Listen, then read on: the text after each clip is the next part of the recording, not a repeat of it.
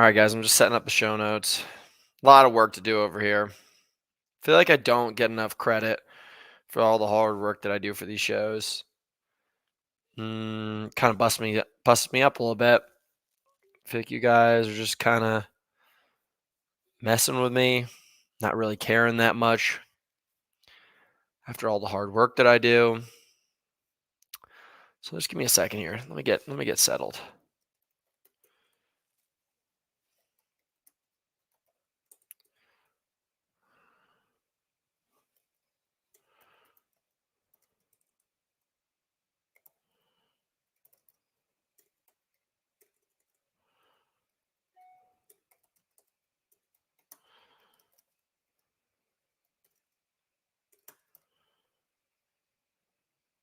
Why is nobody in the show? Did we fuck something up? Did we? Ah, here we go. There we go. We got two people in here. I don't know if you guys noticed, but I synchronized my outfit here. Look at that. Boom.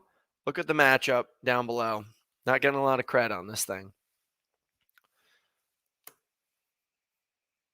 I guess the thing we're going to start off with, Jared, such a sweet peach. Retro laundry. You seem like a creep. I like that about you. Brandon Harrison, don't know who you are. This is kind of new for us, so I'm not really going to give you too much energy. I got my boys Nick here, though, and Jared. Two of my boys. Boys, let me just speak plainly with you. I feel like shit. That trail race beat the piss out of me. And I'm going to try to bring it up on Strava right now. Got to find some like my old scores too. I decided to go and race what's called Run to the Top. And it is one of these kind of things where what I tell everybody is like I was just kind of going off of past badassery and no training. And it cooked my ass hardcore. Man, I can't get into this thing. Guys, give me 2 seconds. I'm trying to log into Strava so I can show you guys this link. Oh, Strava doesn't want me in, guys.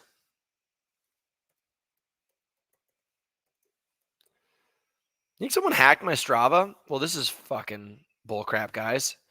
One more time while I'm trying to do this. Oh, it's got cap locks on. Guys, that's it. We had cap locks on the whole time. Am I embarrassed about this? No, not really. This computer's from like the 1800s. Oh, check this out, by the way. We're going to go to my Strava links, but I want you guys to see what the guy from who won the Olympic triathlon, what he was ripping just in a base run the other day. This will make you so embarrassed. So we just had to do the 30-minute time trial with basically like all of our athletes and just to kind of figure out where their baseline is for the high rock season. Now, don't take this too hard, but I saw a lot of the people's scores and I was like, all right, decent, whatever. This is the guy who won the Olympics. Oh, fuck, come on. I literally saw his training the other day and he showed a run and now it's gone. Now it's gone. What about just running? Just running. Why won't they show us his running, guys? Well, I was going to show you something really cool, but I guess they don't want to share it with me. This dude just went out for like, oh, here we go. Look at this. This is going to fuck you up. So 12 and a half miles at a 6:22 pace. But the thing that fucked me up big time is his heart rate. His heart rate the entire time was just low the entire time. Really low. In the 120s, maybe bumped up a little bit. If I was going to run this pace, and I'm pretty fit, you're looking at maybe 155 to 160. This guy was holding an average of like the low, like 120s, 130s with some bumps. Guy's a mutant. Guy's a mutant. Okay, let's go back here. Let's go to Big Hoon's page. We don't want to talk about Yi anymore. Skinny little turd. Nah, he's super inspiring. This is what I just did yesterday. And it made me cry inside, outside, all the sides. So run to the top. You basically go to Mount Baldy, which is an epic mountain if you guys haven't been to Southern California. And you start down here. You book it down the hill. Then you cut off, and then you immediately hook around this corner, and it's just up. Now, if you think about it, you're going downhill for this first section, so it seems like very short elevation because you definitely go down about 500 feet. Now, if you think about this, you're getting an average of 500 feet per mile, and then you're getting up into the 700 feet per mile for this last segment right here. So, like, you see that little section right there? A huge kick in the Johnson. This thing's called the notch right here, so it's the halfway point. And then after this section right here, you're looking at even steeper, this like straightaway. It just keeps on going up. And then this right here, the very, very last section, I don't know how this isn't like 1,000,000,000 feet. It's just switchbacks like this straight up. I mean, it was, look at my pace. This is where, okay, so if we also talk about this, guys, this is me cruising. Hunter's in 5th to 7th place, 5th to 7th place, 5th to 7th place, 5th to 7th place. Right about here. So I gun it on this straightaway. And then I just shit the bed. Now you can see my pace start to drop off again. Really start to drop off. I have a little bit of a push near the end and then super start to drop off. Near here, I'm doing a 40-minute mile. Between this section right here and the top, I went from 7th place to 13th place. And this is where I was just like trying to say to you guys, I was borrowing time. I was borrowing time that I didn't work for. I was ready to die. And I got chicked twice. 2 chicks blasted past me. Great ego check. Love it. Love it. I mean, these chicks were fit as fudge. But God, it got me good. God, they whooped my ass. Let's see who's in the chat. Justin, summer camp tees coming? Yeah, no big deal, dude. Fuck. What the hell was that? I thought there was a spider on my leg. Yeah.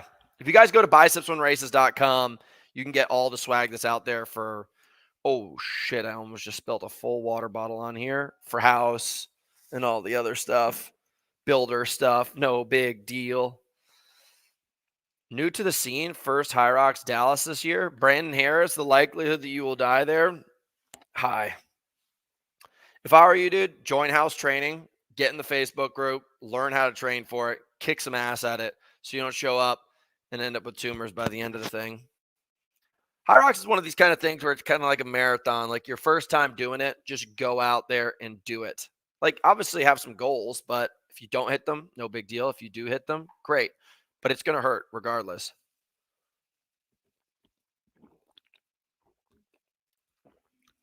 Are you guys jealous of the green monster? Take hydro, athletic greens, mix it together. Dream come true. Suffering after squat clusters yesterday. That's right. You guys should Google those more often. Change the week? Oh, thanks, Joe. You are 20 kg at least heavier than him. Yeah. No, I mean, in that race that I just did this weekend, of everyone who finished before me, I had to have been 50 to 60 pounds heavier than everybody. It was brutal. How does it compare to the Devil's Butt Crack? Well, the Devil's Butt Crack is 1,000 feet of climbing in 1 mile. This is 4,000 feet of climbing in 7 miles. So it's not as steep, but you're so much higher up in elevation. It just crushes you, dude. George was there running with me. George almost nicked me at the end, dude. He was close. He was super, super close. And yes, Kenneth, I know that this Puma jacket's sweet. So what I wanted to talk about today, guys, is some of the most inspiring stories in fitness right now. And these are some freaky stories. So I'm going to share the screen. If you guys have questions, obviously dump it in there. You know the deal. You guys know the deal. I mean, we're going to make this a conversation, but this is what we call Jock Talk Chalk. It's a show just all about all the cool things that are going on for athletes around the world. Now, I'm going to ask one favor.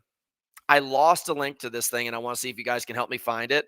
I found an article about a dude who's currently making his way. He's been doing it for 27 or 28 years.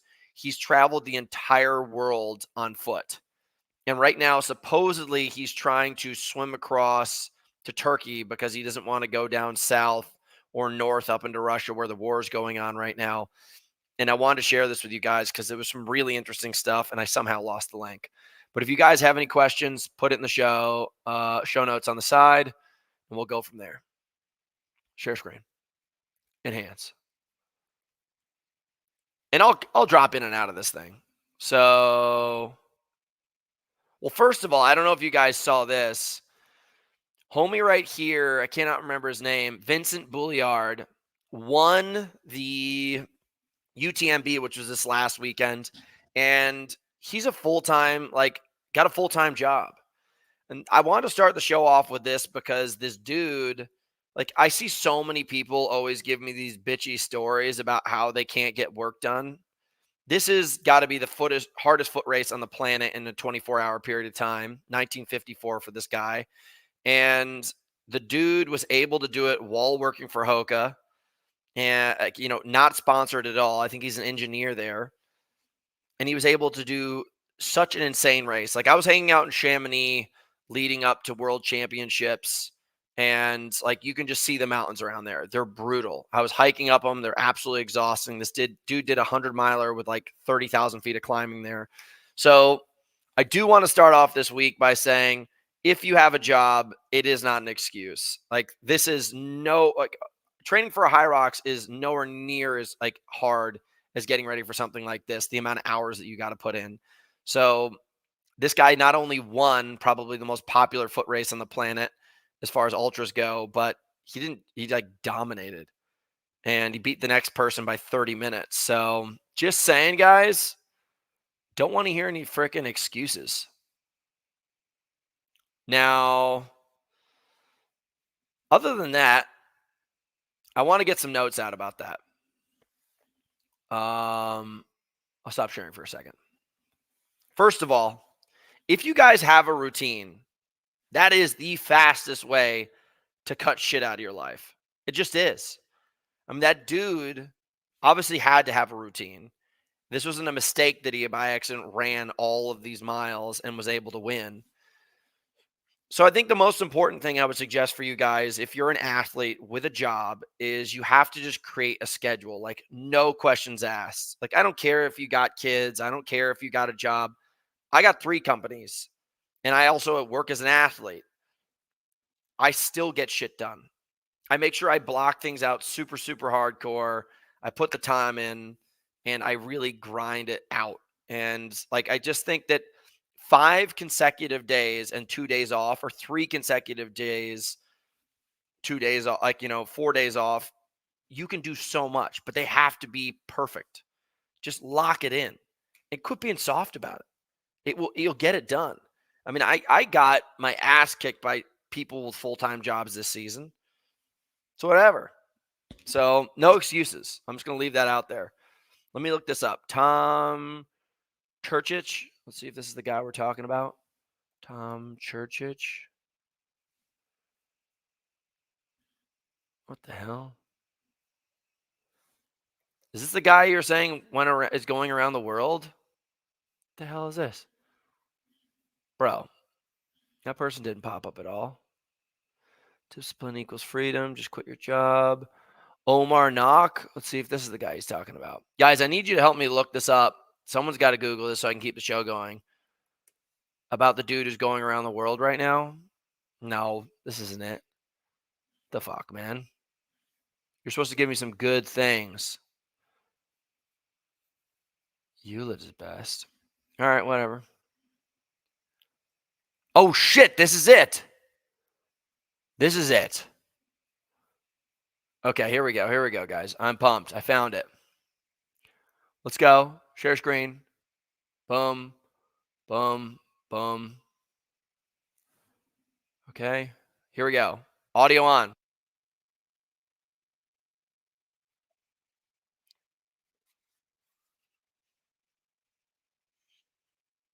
I don't know if you guys can hear this, but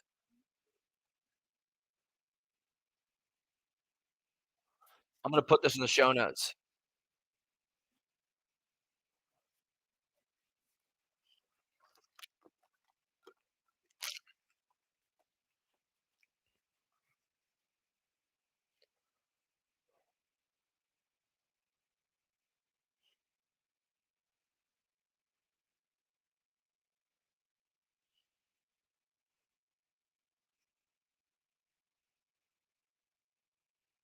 I don't know if you guys heard that, but I'm gonna put that in the show notes. He's currently going to swim across the Caspian Sea 160 miles to get this done. So I just put it in the notes. So, homeboy right here, this is basically documenting it. I'm going to get some more notes on this, but supposedly this guy started in 1998 to go all the way around the world.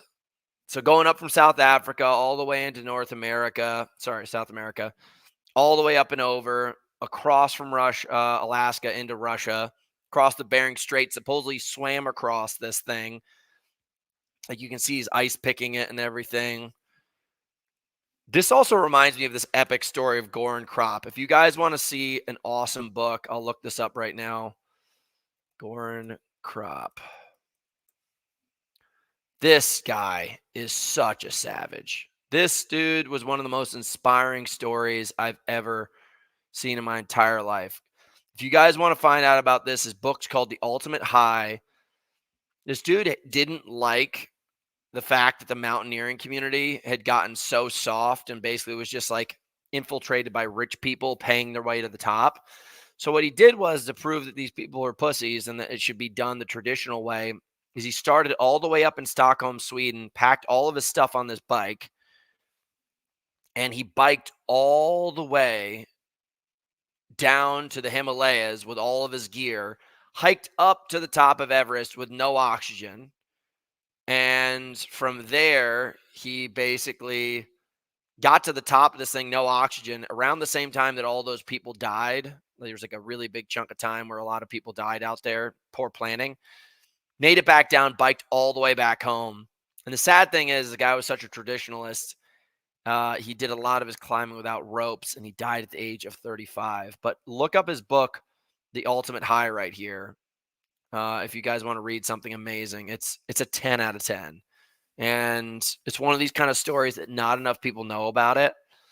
Like I think so many people glorify people like I mean, I got nothing against this dude, but so many people glorify people like Cameron Haynes or what's his name? David Goggins, where it's like what Cameron Haynes, I guess, did this like 240-mile ultra.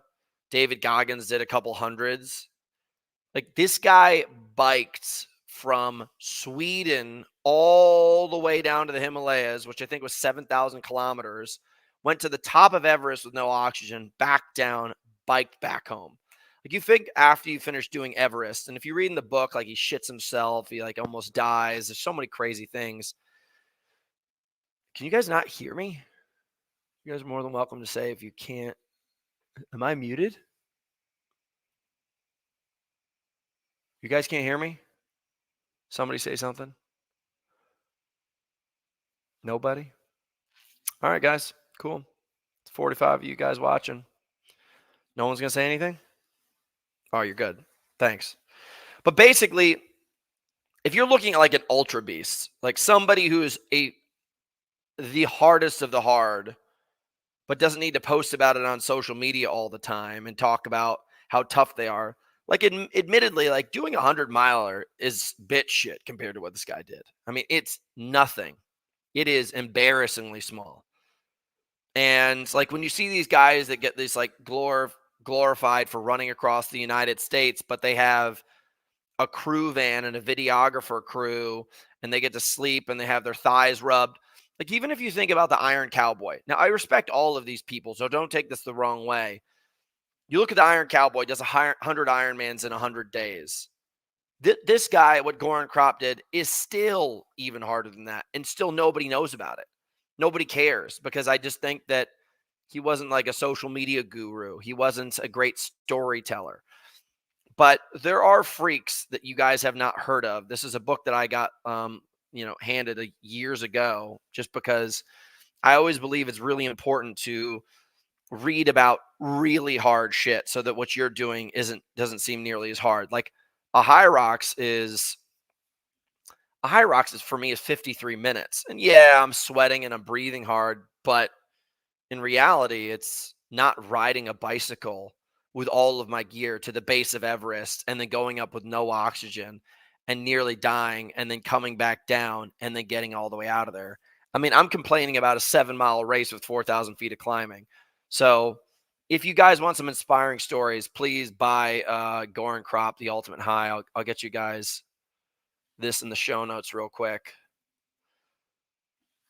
Tracy, I cannot believe you're actually up. Whoa. This is out of place. Been a runner for years. Recently, running has started giving me insane left side neck pains and brain fog for days afterwards. Doctor said rest didn't help. Bro, I don't know what the hell you're doing asking a YouTuber about this. Sounds like you need to go to a better doctor, or you need to suck it up. Go do yoga for a while, dude. You probably are just all fucked up. Also, in my opinion, my family's full of doctors, and they would hate me saying this. Unless you consider something to be drastically wrong with you, I would never go to a doctor. I would try to change your lifestyle and not medicate your lifestyle.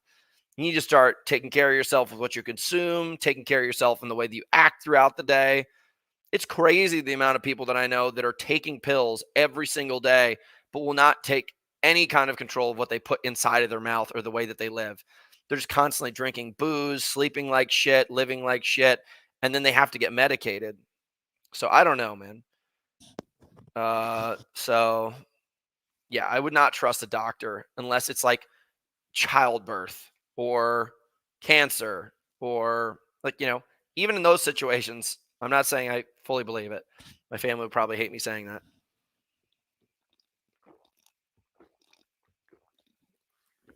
But probably taking care of yourself a little bit better. Just saying.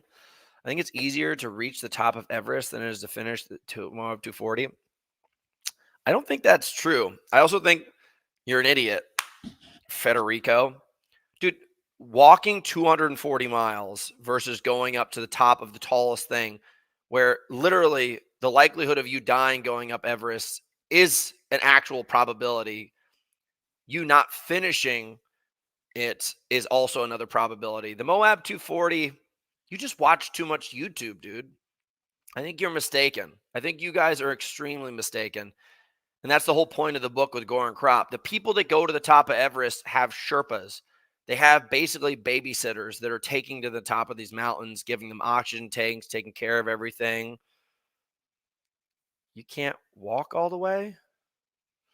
Yeah, you have to run some of it, dude. I don't know. Federico, I don't even know why I'm arguing this with you. You probably are some fucking idiot. I don't know why I should even say that. Shouldn't justify it. Okay. Yeah, that's right, dude. People seem to be really upset in the chat today. Yeah, you guys are sensitive. But someone just asked me top 3 athletes. I don't know. Most of these people that I'm talking about right now, I wouldn't consider athletes. I consider them to be journeymen. And you guys, there's a huge difference between an athlete and a journeyman. Ross Edgley is impressive. Like what Ross Edgley did was really, really impressive. That's probably the greatest feat of strength or endurance that's ever been tested in water. So what Ross did was amazing. But at the same time, I'm going to compare 2 things. What Ross did was a documentary with a crew, and if you watch it, there's people feeding him the whole time. If you think about somebody like Goran Kropp, who tried to show you guys the purity of what mountaineering and sport and endurance is, he had nobody. He did it all by himself. I think his girlfriend tracked him for a little bit of it, but there was a lot of places that were so dangerous, like when he was going across either Pakistan, Iran, or something like that. It was so dangerous she couldn't go there, and he didn't want to take the chance. So basically, you got to understand, like, when you have a whole film crew around you and taking care of it and kind of feeding you and burping you and changing your diaper, it's very different. It's very different. So, you guys can all take your opinions about this, but the reason why I'm mentioning the difference between these people that are storytellers and endurance athletes versus the ones that are like these raw, out there getting it kind of people, there's a different levels to this game, So, Sean out there. How many Hyrox flags you take on this season? Probably not many, dude. I'm not going to race as much as you guys probably think. What's your goal this year? Coming back to World Crown or something else? Yeah, I'll be racing. I'll be getting my crown back. Would you ever do ultra events? I will do ultra events when I retire. How much are you benching right now, Bog Pony? Lots. Do you have any desire to do any notoriously long open swimming events? No. Swimming's for losers. Also, your thoughts on snus and nicotine? I mean, dude, I've been chewing tobacco for years. I kind of cut out, kind of got over it, but I don't know, man. Like, anybody who thinks that snus and Zins and all these things are the future, it's just a new marketing ploy. I mean, in reality, I guarantee you're going to find out that there's medical problems with these the same way that there was issues with tobacco. Like vaping, everyone was like, it's totally fine. Then all of a sudden they're realizing that people are all super sick. So from a health standpoint, don't get too excited. From, enjoying yourself standpoint, do whatever it takes. Like, whatever you want to do to enjoy it, you should enjoy yourself. Like, I mean, I switched from chewing tobacco to grinds, which is this, coffee Irish cream thing. And they're not as nasty as chewing tobacco. I tried the snooze stuff. It wasn't as much fun, but just throwing it out there, it's all the same shit. What would you say the hardest fitness event you could possibly ever do? I don't know. I mean, the CrossFit games are crazy. The GoRuck games are crazy. Spartan games are crazy. And those are multi-day events. If you're talking about just like one event, Hyrox is up there for fitness. Murph is incredibly hard, but Hyrox is almost just twice as long. But there's definitely some endurance events out there that are insanely hard. Insanely hard. Okay, what do you think about builder products? Can you talk about when to take builder products and the best results, Hydro Strength X2? So, strength is what I call a skill. It's not time-based, it's skill-based. It's how good you are at actually using tension in your body to get stronger. Because we actually have the ability to use a lot more strength in our bodies, but we don't really know how to recruit the muscles so well. You have to really, really train it and get muscle patterns and get more explosive. Like, all of us are very, very fast at sprinting, but we don't have the mechanics to use the power in our body. That's why when you're starting to see all these athletes that are breaking records in like the 40-yard dash in football, I don't think humans are actually getting that much faster. We're actually just so much better at studying human mechanics that we're actually using the ability to strike the ground, change our stance, counts, all that kind of stuff. So we're kind of sciencing it. But from a standpoint of taking things like supplements, our Strength X2 is a multiplier of what we call creatine. Is an energy system that I think all athletes, especially in the Hyrox and hybrid space, should be taking every single day. It's that product right there. 1 scoop every single day minimum for every hour that you're training, especially if you're doing lots of endurance. You need to have a half scoop. You have to have it 30 minutes before you work out, and then put it inside of a water bottle like that for every hour that you're training if you're doing lots of endurance. Hydration products are one of these kind of things where you have to really look at the container and make sure that when you read the back of these things, like these ingredients, oh no, the ingredients that you guys see on here, like, you really got to look at what you're taking in with companies, because a lot of people don't understand that it says that it has these ingredients on it, but you have to look at the ingredients per serving. So you may say you may read the back and it says 30 servings, but then all of a sudden when you do the math down on that, you're like, I need to take 3 servings every single time I work out. So it really ends up being 10 servings, the cost of money that you're spending. A lot of these companies like just misguide you guys. And if you're really going to get into doing sports, like real tests of endurance and strength, you have to take products that have the right amount of ingredients to actually get a benefit from it. And if you guys just want to like work out and sweat and don't really give a shit about your results, don't supplement. Just drink water and eat some decent food. If you want to compete and push your limits, you're going to need to supplement. You're going to need to make sure you're taking pre-workouts, strength workout like products and hydration products all the time. And then if you really even want to optimize yourself at another level, you're going to be taking sleep products. You're going to be taking all sorts of shit. So it's kind of a never-ending story depending on how far you want to push yourself. I'm going to get back into the actual inspiring stories rather than BSing, but I'm going to go through these things. What's the greatest physical achievement you ever done? Broken Skull Ranch, whooped everybody's ass. What the fuck? What do I think about? Dead Scout is running across America this fall, just partnered with Puma. I don't really get everybody's like reinventing the wheel. I want something that's original. How many people have run across the country recently? I mean, thousands of people have run across the country. I think the last time I was inspired by somebody running across the country was that kid who was missing a leg. That's some real shit. Fuck, we don't give a shit about Rich Roll. Whoa, these Italians are angry. All right, let's see here. Oh, dude, look at this one. This is called boat jousting. I mean, come on. We both know that's sick. I mean, look at this. You got your boys. You're on boats. You ram into each other.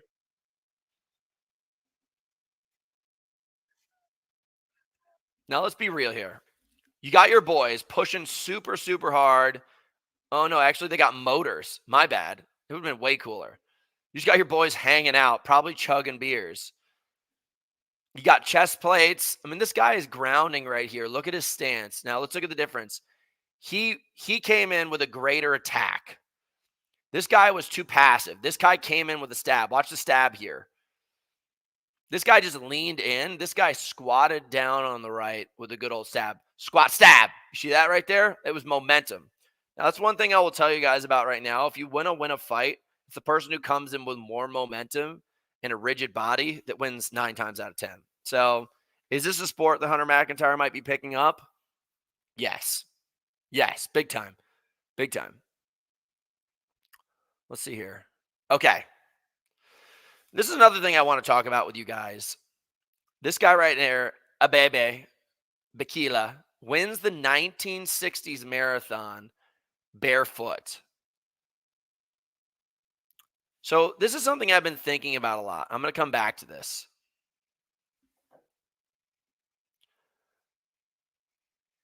Oh, whoops. I haven't even been sharing the screen. My bad, guys. I'll go back to those things.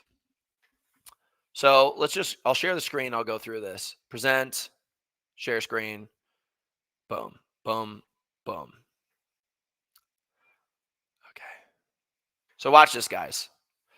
𝗕𝗟𝗵𝗸𝗁 wins the 1960 marathon. If we zoom in here, guys, this dude is crushing it barefoot.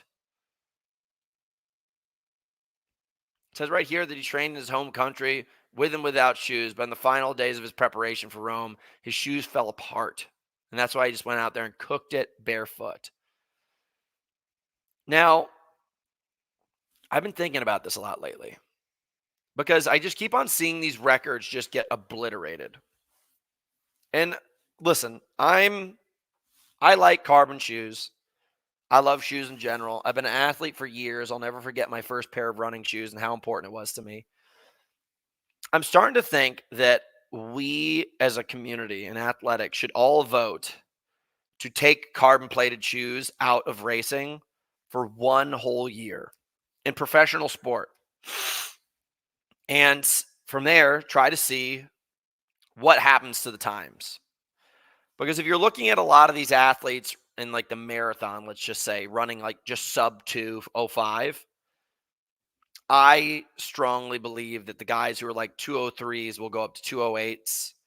I think the guys who are 2:05s will go to 2:10s, 2:10s, 2:15s. So just to give you guys a heads up, I raced in non-carbon plated shoes all the way until 2022. The last record that I broke was in non-carbon plated shoes was 56 something. And then I started wearing carbon plated shoes.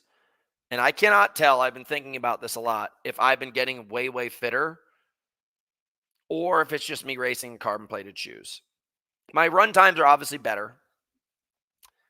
The energy that's saved because you're in carbon plated shoes is different.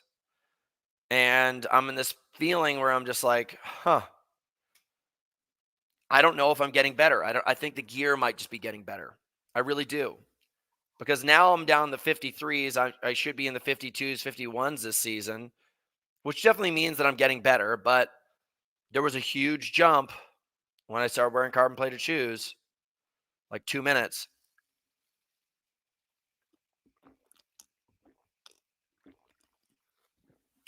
And I'm not trying to sell you guys carbon plated shoes. I'm just telling you the truth. You just watch that guy win the Olympics in no shoes. And we were just talking about guys like doing it raw. That's raw as all hell. A little congested, guys. Need a second to breathe. What do you see that has real Elite 15 potential time? Who do you see? Your mom. I don't know, man. I don't pay attention to that shit. Forrest Gump is the OG of transcontinental runners. Thank you. Alcohol is the devil for some. God bless this house. I don't know what's going on with Gordon today. I think he's been drinking too much coffee. Yeah, Freezy. It's the clumping agent inside of here. We'll shoot you a message and we'll get this all handled. Hunter, would you say is the most effective way to increase strength? 3 times, 40 minutes hard, or 5 times, 90 minutes hard? Strength is basically trained in under an hour segment for the greatest potential. And strength about holding tension at the highest level, not about more repetitions. So in reality, 3 times very hard for 45 minutes is better than 5 times 90 minutes. Unless you guys are on the juice, you won't recover ever.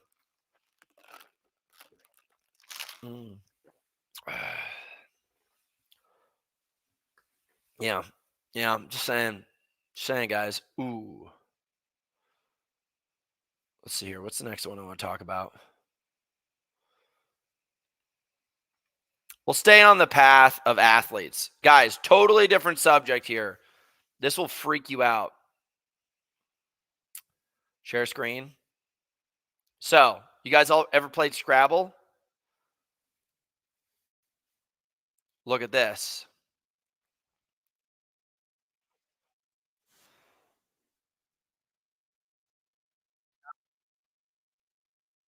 Basically, is the greatest Scrabble player in history.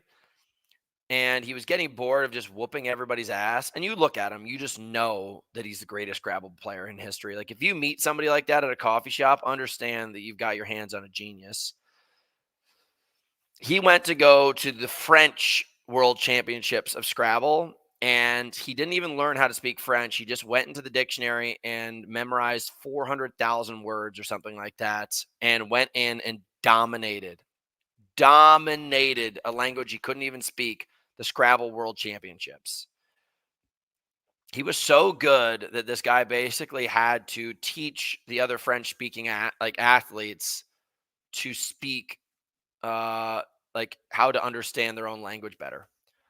I just put this in the show notes, guys, if you want to watch this thing, because I know that you guys can't hear, but just going back, this is one of the coolest stories I've witnessed in a long time. Like these are the kind of things that freak me out. Like, I don't want to see videos of Steph Curry scoring a couple more 3-pointers, like a couple more points than in the last game, because that's not that impressive. Not to me when you've been playing it for 20 something years and your percentage gain is like 10 to 20%. This is a person who couldn't even speak a language and went and dominated the world championship for that language without even being able to speak it within like less than a year's period of time by studying dictionaries. I think this is what's getting lost in the world, is that people are now like looking at false prophets. They're just seeing people post shit on the internet and they're thinking like that's amazing because they were really good at documenting it rather than really good at actually doing it. This dude's not documenting shit. This dude is doing shit. Who the heck takes a dictionary of another language and studies all of the words and then goes and dominates that country in their own language without being able to speak it? That's one of the most dominant athletic performances in the history of time. And I'm going to call it an athletic performance because it's a sport of the mind. It is insane that somebody was able to do that. I don't get it. Like, I travel around the world and I'm constantly surrounded by athletes, new cultures, and I download Duolingo and I try to kind of jump in a little bit and dabble. And I'm an idiot still. I still barely speak English.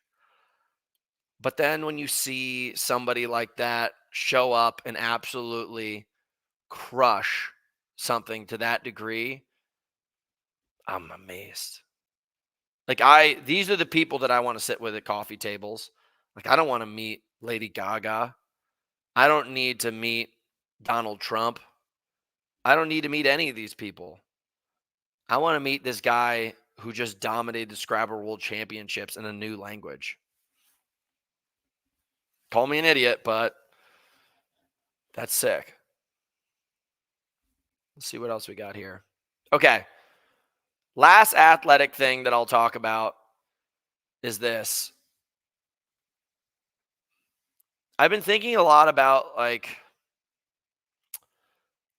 just the difference between like people's buy-in to how extreme they are, like who they really are. Because I often think that I'm like a badass. This guy right here, named Dame Osman, rock climbing, got a rope on, but takes a 200-foot dump. In 1998, when ropes back then were not nearly as forgiving as they are now. And I'm sure this guy took a couple of cracked ribs, probably some crazy, crazy burns from the rope.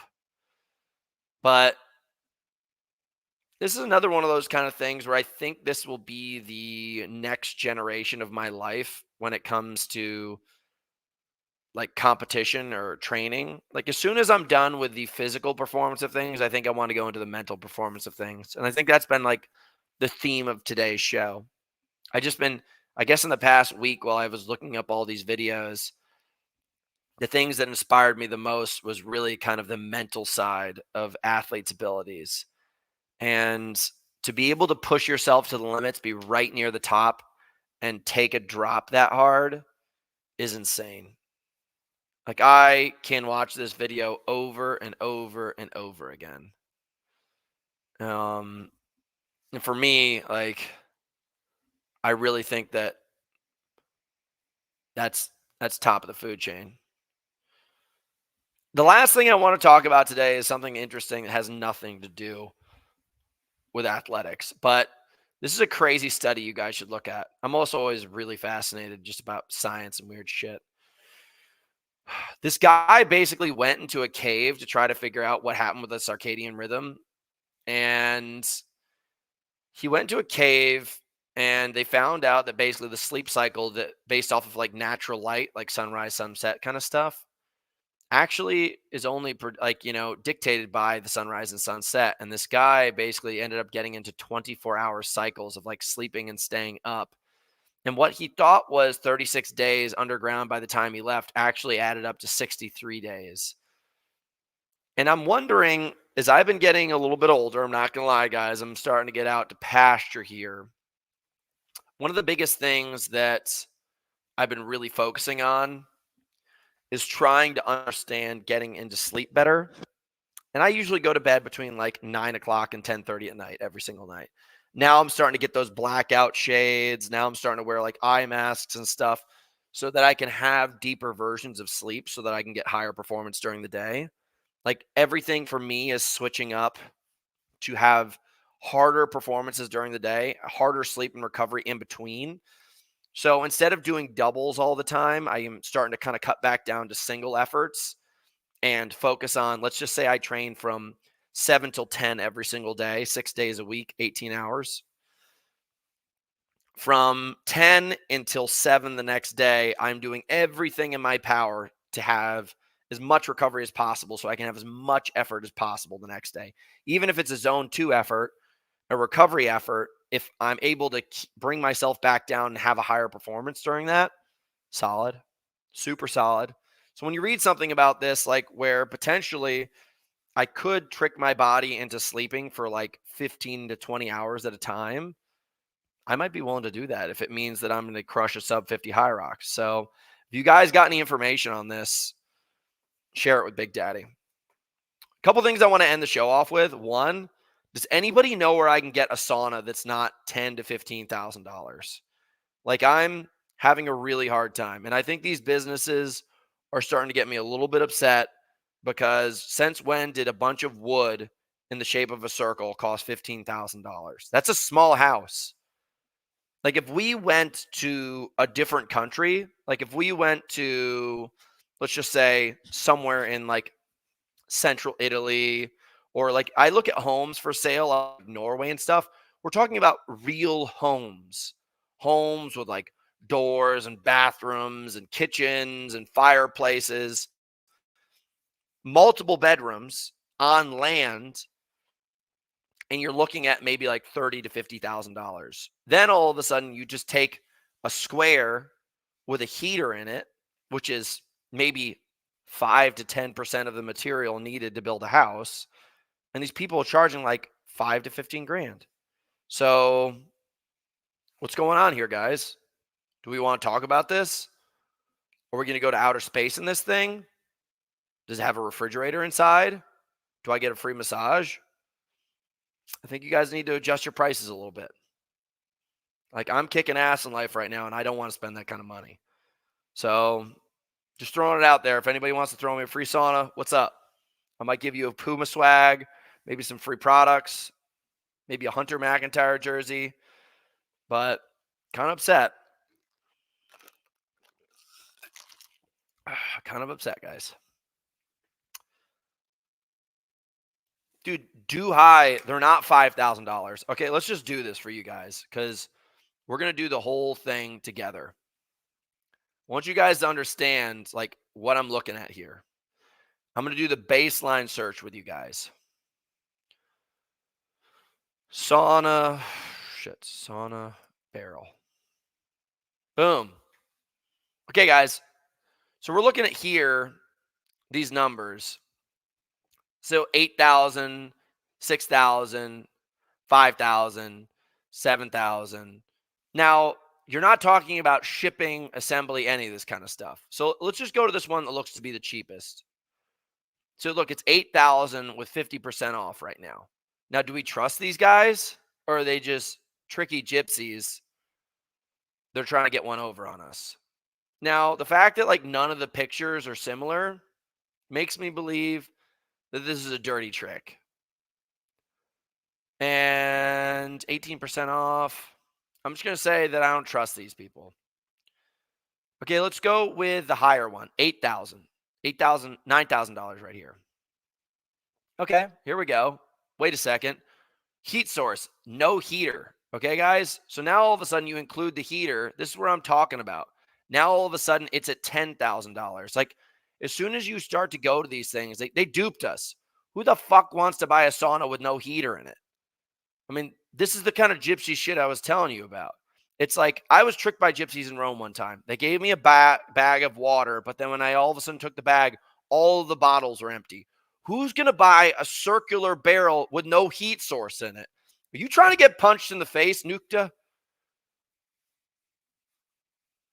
About to pop somebody in the head right now.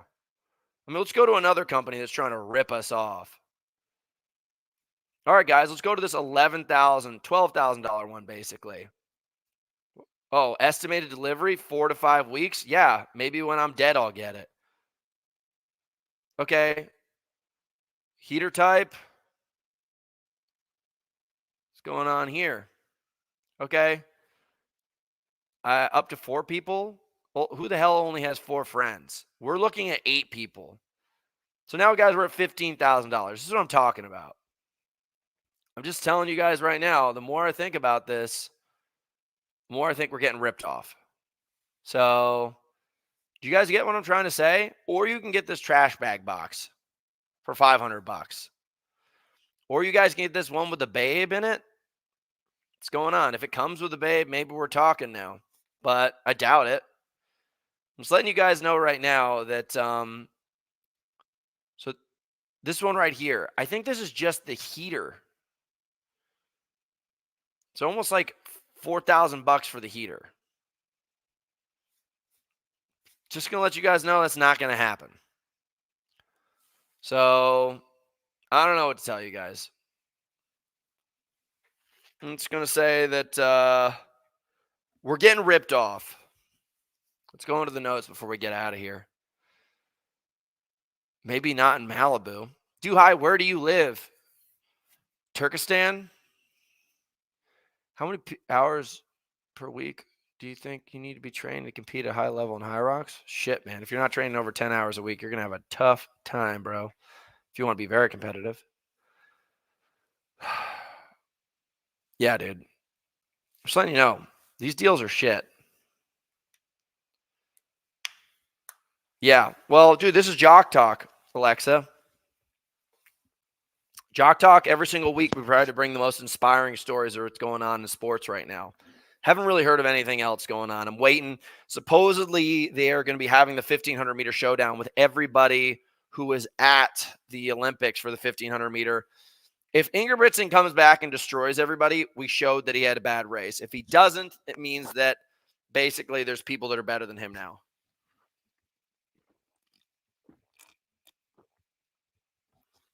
And that's okay. I mean, dude's crushing everything else.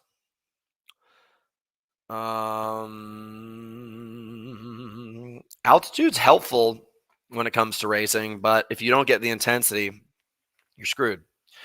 So, guys, things I want to end this show note on. First of all, it's the last day of our sales going on at Builder Sports and BidderInternational.com. It's 25% off. I'm basically the most charitable person that you know. And if you guys want to reciprocate it by buying all of our products, that's cool. I don't need to advertise it because we all know that they're great. I'm just letting you know. I'm just letting you in on the skin. Basically, it's a great deal. House training just started its cycle. So if you guys want to get in, I would obviously start at the beginning of the cycle. You guys can still sign up now and be part of the test week. If you're looking to build up that endurance that's necessary to really have high-level training, it's necessary to start like now and do a proper base for those later on seasons, races in the season. And I think a lot of people get this wrong. They try to start out doing high rocks by doing high rocks workouts all the time. Where in reality, it's not like that. You need to build the base of endurance, the base of strength, and then build on top of it. But you guys probably wouldn't know that because you haven't been part of house training under Hunter McIntyre's Academy of Strength. So I'm just letting you guys know right now that I'm pretty proud of this, and I'm pumped for everybody on the team. We just hit a record-breaking number of members, so this season's going to be sick. Anybody who's already been part of the team, guys, you know I'm pumped to have you. Shout out to Nigel for crushing things. Dude, I crushed Sandy in all lifts. That dude's a bitch. Okay. Guys, I got to get out of here. I got to start training myself, even though I didn't sleep very much. I'm going to do a really, really easy bike ride, handle some emails. If you guys need anything, shoot me a DM. If you don't hear from me, it's because I don't want to talk to you. You know the deal. Guys, I'll be seeing you on Thursday or Friday. I'll keep you posted. Thanks for tuning in, dude. I miss y'all. Hoyer, my boy Jared, all the other weird people that showed up. You know I like you guys. I'll catch you soon.